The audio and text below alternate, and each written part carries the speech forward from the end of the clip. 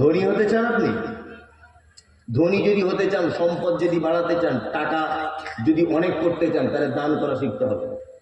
একটা কথা আপনাদেরকে বোঝাই, এটা এক গ্লাস দুধ আছে ধরে নেন, বা এক গ্লাস পানি আছে ফুল, এতে যদি আমি আবার পানি দিই তাহলে পানি পড়ে যাবে না জমে যাবে? পড়ে যাবে।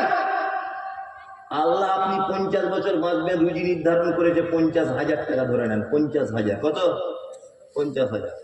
চাকরি করেন, প্লেন চালান, আপনি ব্যারিস্টার হন, উকিল হল, 50,000 1 টাকা বেশি আপনি পাবেন না। পাবেন? এটা নির্দিষ্ট করা আছে, 1 টাকা বেশি পাবেন না। ওই 50,000ই সারা জীবন আপনার বরাদ্দ। এবার আপনাকে একটা কথা বলি, আচ্ছা বলুন তো, রমজান মাসে 1 টাকা দান করলে কত টাকা গুণ আল্লাহ নেকি দেয়? 70 থেকে বাড়িয়ে 700। তাহলে এবার বলুন, আপনি রমজান মাসে যদি 1 টাকা যদি দান করেন, ওই টাকা কত গুণ ফেরত পাবেন? 700। আল্লাহ আপনার মালে বরকত দিল কত গুণ? 700 গুণ। তার থেকে প্রচুর।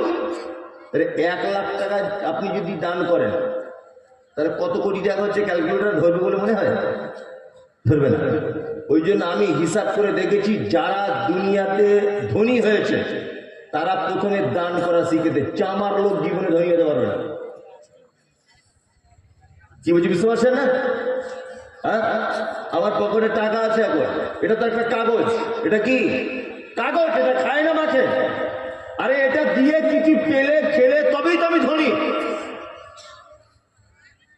আমি ওই কাগজটা দেখেই যাবো সারা জীবন, এটা 500 টাকার নোট। ওটা খরচ করে কিছু করতে হবে, খেতে হবে, তবেই তো আমার মুখের স্বাদ পাবো, শরীরের শক্তি পাবো, তবেই তো। জি জি জি, সাদাকা এক গুরুত্বপূর্ণ ইবাদত। আল্লাহ সুবহানাহু